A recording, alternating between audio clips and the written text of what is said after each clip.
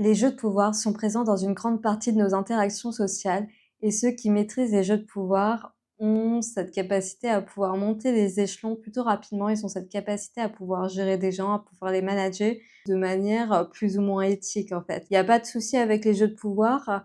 Le challenge, c'est surtout de savoir comment est-ce qu'ils sont utilisés. Est-ce qu'ils sont utilisés de manière éthique? Est-ce qu'ils sont utilisés de manière à faire avancer ensemble, tous ensemble dans une direction commune? Ou alors est-ce qu'ils vont être utilisés pour, voilà, dans des intérêts, qui ne serviront qu'un des 2 parties et donc ça, ce sont jamais des relations gagnantes et c'est ce qu'on veut absolument éviter. Et pour pouvoir les contrer, il faut d'abord les voir, ces fameux jeux de pouvoir, pour ne plus se faire manipuler et pour pouvoir, éventuellement les utiliser à bon escient. Et donc dans cette vidéo, je te propose 7 jeux de pouvoir qui vont composer nos interactions humaines. Ce qu'il est crucial de savoir, c'est que les jeux de pouvoir, ils sont basés sur les émotions. Les êtres humains, ils vont réagir à partir de leurs émotions. Une fois qu'on comprend en fait tous ces mécanismes avec les émotions, on gagne vraiment en compréhension sur les interactions et pourquoi telle personne va réagir de telle manière, pourquoi il y a telle dynamique de groupe, etc., etc. Et donc, parmi ces 7 jeux de pouvoir, le premier que je te propose, c'est la culpabilité. La culpabilité, ça va être intéressant parce que si on fait sentir une autre personne coupable, si cette personne, elle se sent coupable, alors elle va être amenée à faire des choses très rapidement pour son interlocuteur, de manière à rétablir en fait son sens de l'estime de soi, de manière à se sentir mieux, à réparer sa faute, à réparer son tort. Je vous cite un exemple. Une fois, j'étais au McDo, j'ai payé à la caisse et en fait, après avoir payé, je me suis rendu compte que j'avais payé pour une autre commande. Donc, j'avais payé beaucoup, beaucoup plus. Et en fait, j'en ai fait part à la caissière qui s'est rendue compte qu'elle s'était trompée. Et donc pour moi, il y avait pas de souci parce que finalement, du coup, on a fait le remboursement, ça s'est passé très, très vite et cetera, donc tout s'est bien passé et en fait, la nana, elle s'est sentie coupable par rapport à son besoin de compétences et donc moi, je me suis retrouvée à être servie en première pour ma commande alors qu'il y en avait déjà d'autres qui attendaient, en fait. Donc la culpabilité, on sait pas exactement ce que l'autre va donner, mais on sait qu'il va donner. Après, il y en a qui s'arrivent même à orienter vers, ce qu'ils veulent, par exemple, je sais pas, en entreprise, si vous avez un manager qui va vous culpabiliser sur, votre présentation qui est pas assez bien faite, bah, après il peut vous amener à faire un autre rapport, à travailler sur un autre dossier et cetera pour compenser et cetera et ainsi de suite et ainsi de suite. Donc la culpabilité, c'est un levier qui fonctionne très, très bien, qui est, très rapide, très efficace et pour s'en prémunir, en fait, il faut vraiment être OK avec le fait qu'on est imparfait. Bah, c'est OK si le dossier, il est pas parfait, c'est OK s'il y a une petite faute d'orthographe dans la présentation, c'est OK si, parfois à la caisse, au McDo, bah, la caissière, elle a pu faire cette erreur-là, c'est pas très, très grave et comme ça, on est beaucoup moins soumis à la culpabilité. En fait, ça ne marche plus parce qu'après, par la suite, s'il y a des gens qui essayent de vous faire sentir coupable pour X ou Y raison, à ce moment-là, vous serez là: «Bon, OK, c'est comme ça que ça marche, ça fait partie des jeux de pouvoir, mais en fait, ça ne m'atteint plus, ça ne me touche plus, ça ne me fait plus rien. Donc je sais que c'est comme ça que ça marche, il y a pas de souci, je vais pas y répondre, mais on va passer à la suite, on va passer à autre chose pour faire ce qu'on a envie de faire et pour vivre ce qu'on a envie de vivre, en fait». Donc la culpabilité, c'était le premier levier. Le second levier, ça va être la honte. Alors la honte, moi, vraiment, j'aime pas du tout quand elle va être utilisée parce que je trouve que c'est vraiment pas sympa de pouvoir, utiliser cette émotion-là contre les autres. En fait, la honte, c'est quand, quelqu'un, par exemple, va, faire en sorte que l'autre se sente honteux. Donc comment est-ce qu'il va faire ça?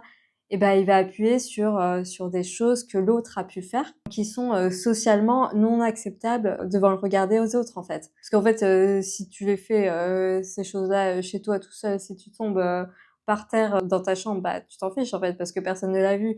Mais en fait, si tu tombes par terre dans la rue, bah, peut-être que tu seras un petit peu plus gêné, tu vois? La seule différence, c'est qu'il y a des gens autour de toi. Après, on se fait, plus petit que ce que l'on est. C'est comme si l'autre voulait prendre l'ascendant, sur A voulait prendre l'ascendant sur B et que du coup, pour ça, il utilisait la honte et la personne B, elle peut avoir peur, en fait. Elle peut développer une peur que l'autre appuie sur cette émotion de honte et donc elle se fait un peu, plus, petite que ce qu'elle est et en fait, l'idée, c'est qu'en plus, quand la personne A, elle a identifié un levier chez la personne B, à ce moment-là, elle peut réutiliser à différents moments pour faire en sorte que dans ces jeux de pouvoir, la personne B, elle reste toujours, vous voyez, dans un rapport ou de force où elle sera un peu plus basse. Donc par exemple, si elle commence à regagner en confiance, hop, la personne A va rétablir ce levier et cetera.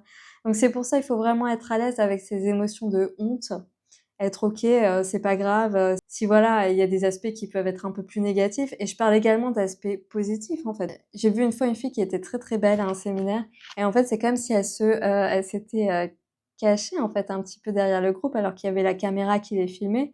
Elle était vraiment belle, donc c'est par rapport au groupe, il y avait cette différence-là où elle avait vraiment un physique qui se démarquait, mais en fait, il faut être OK avec et l'accepter pleinement. Donc ça peut être des aspects qui sont peut-être un petit peu plus négatifs, ça peut être des aspects qui sont positifs aussi, hein, par rapport à la honte. Et ça, c'est ça qui est terrible. C'est ça qui est terrible parce que je suis certaine que vous avez des très, très belles qualités, mais parfois on va utiliser cette émotion de honte et vous allez plus oser les utiliser, ces qualités, alors qu'en fait, si vous les avez, autant les utiliser et en profiter, en fait. La vie, elle vous a fait ce cadeau-là, mais peut-être qu'il y en a d'autres aussi qui pourront apprécier, vos talents, vos dons et vos spécificités, vos plus et même ce qui est un petit peu moins plus. Il y en a qui seront tolérants avec. Donc il y a pas de souci. Il y en a peut-être même qui les aimeront, ces aspects négatifs. Donc en fait, pour contrecarrer, en fait, cette, manipulation par la honte, ça va être vraiment d'accepter toutes les parts de soi. Les parts qui sont plus belles, celles qu'on apprécie peut-être davantage, mais et les parts aussi et surtout, celles, qui sont peut-être dont on est un petit peu moins fier, en fait. Et il s'agit pas de le dévoiler socialement à tout le monde et de dire: «Ah, j'ai accepté ça». Non, non, mais il s'agit de l'accepter à l'intérieur de soi et comme ça, si les situations se produisent, en société, bah, vous serez beaucoup, beaucoup plus à l'aise, en fait. Ça vous affectera beaucoup moins, vous serez beaucoup moins touchés.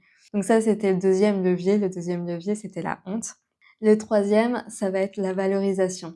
Donc là, on est dans quelque chose qui est plus positif, dans ces fameux jeux de pouvoir. La valorisation, en fait, ça va être, utilisé pour, justement, bah, valoriser l'autre personne et cetera. Donc moi, c'est quelque chose que je trouve très, très important parce qu'on vit dans une société où moi, j'aspirerais à ce qu'on reçoive davantage de compliments, davantage de valeur, d'appréciation sur ce qu'on est, parce que c'est plutôt l'inverse, hein. Il y avait une fameuse étude qui disait sur 10 commentaires pendant l'enfance, on en reçoit 8 de négatifs et 2 de positifs. Donc 80 de négatifs et 20 de positifs. C'est pas terrible, hein, quand même comme ratio. Et là, le ratio 20-80, il est pas bon, en fait. Du coup, la valorisation, ça peut être quelque chose de très positif. C'est important que les autres, ils aient en miroir qui ils sont, en fait, quelles sont leurs qualités pour qu'ils puissent les montrer au monde. Mais d'un autre côté, la valorisation, ça peut être utilisé comme un levier on va dire de manipulation parce que c'est notamment utilisé par les narcissiques, dans cette fameuse phase de love bombing, en fait.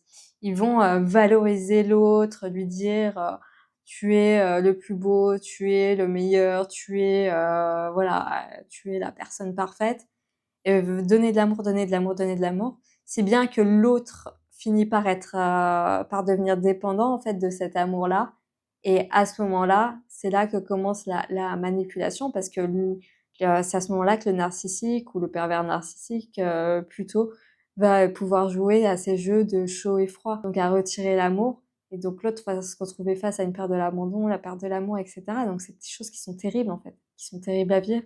Et après, il remet l'amour, il sent que l'autre va partir ou pour d'autres raisons, et cetera.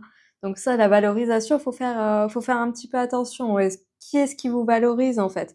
Qui est-ce qui vous valorise? Après, je vous dis pas qu'il faut pas prendre, les compliments, et cetera.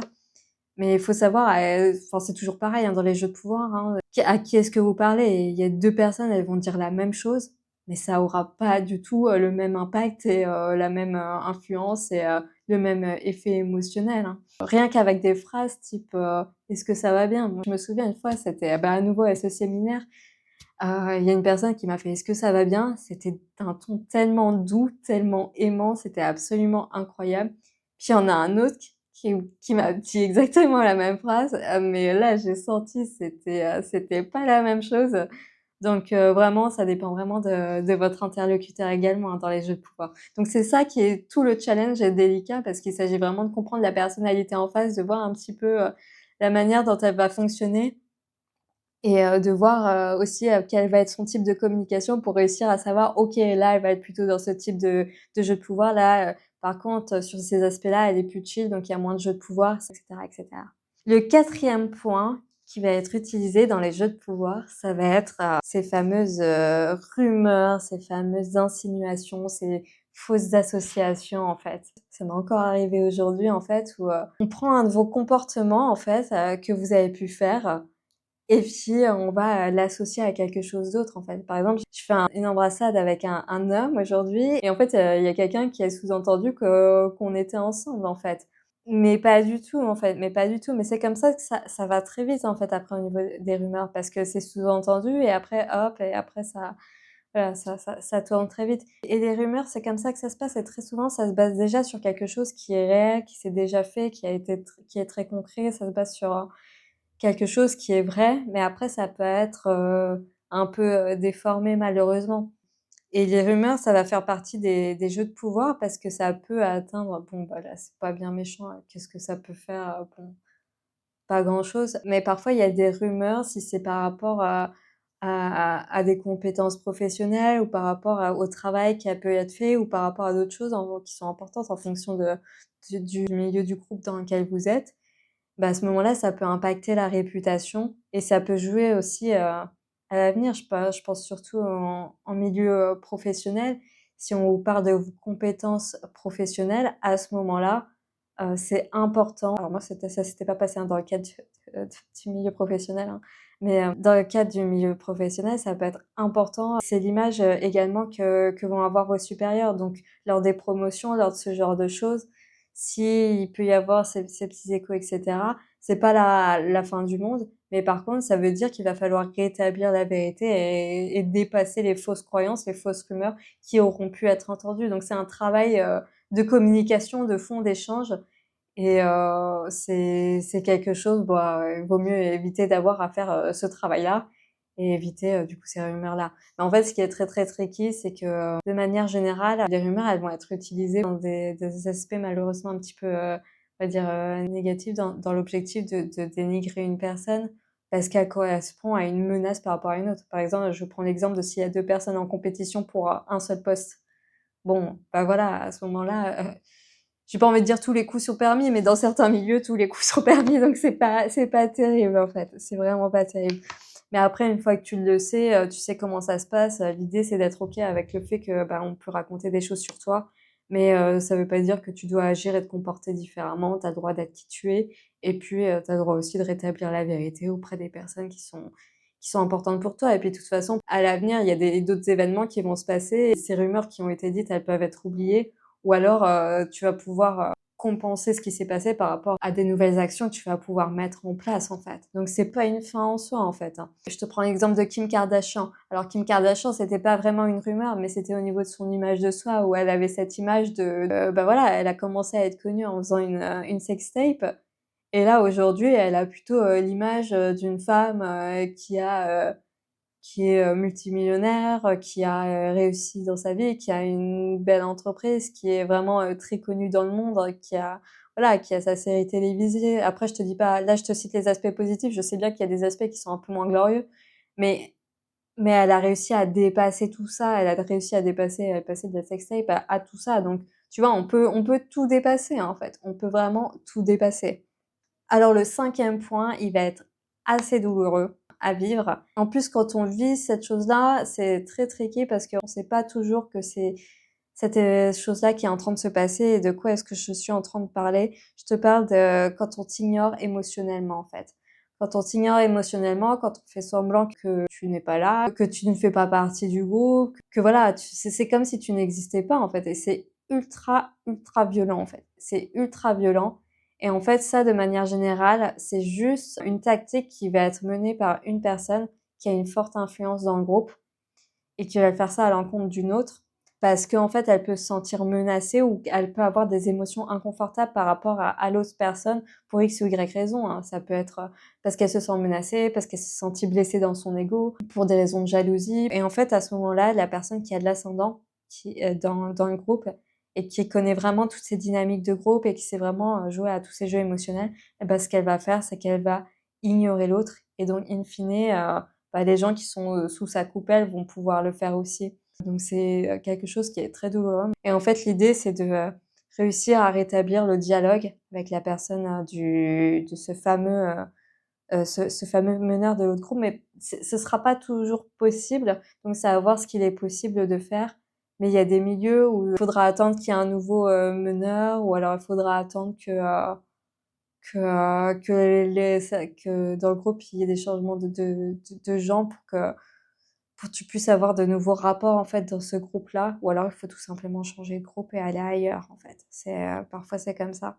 Mais parfois, il suffit juste qu'il y ait un nouveau chef et puis après tout se passe super bien et cetera parce que c'est lui qui va prendre le lead. Mais parfois c'est pas le cas donc ouais, il faudra juste, tout simplement, partir parce que si les gens ils s'amusent à t'ignorer qu'est-ce que tu gagnes, en fait, toi, dans ces relations-là? Pourquoi est-ce que tu restes, en fait? C'est aussi ça la question. Qu'est-ce qui te fait rester? Alors le sixième point, c'est le point où vont être experts les pervers narcissiques. En fait, les pervers narcissiques, ils sont extrêmement instinctifs. Donc ils connaissent tes points de faiblesse, en fait, instinctivement. Ils les connaissent instinctivement et en fait, ils vont jouer avec. En fait, dans les jeux de pouvoir, ce qu'il y a très, très souvent et qu'en fait, quand on s'en rend compte, on peut être vraiment très, très surpris, c'est que parfois on a l'impression que les jeux de pouvoir, bah, l'autre il a pas été sympa avec moi et cetera.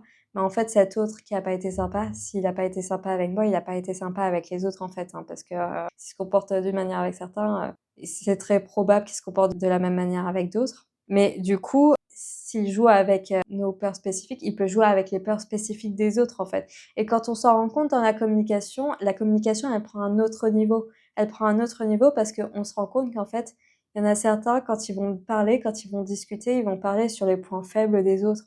Donc mine de rien, en fait, on apprend plein, plein d'infos, sur les autres, en fait. Donc c'est super intéressant. Ça permet de comprendre davantage l'autre, en fait, davantage, son interlocuteur. Donc pour contrecarrer ce jeu de pouvoir, c'est d'apprendre à être OK avec ces zones de peur, en fait.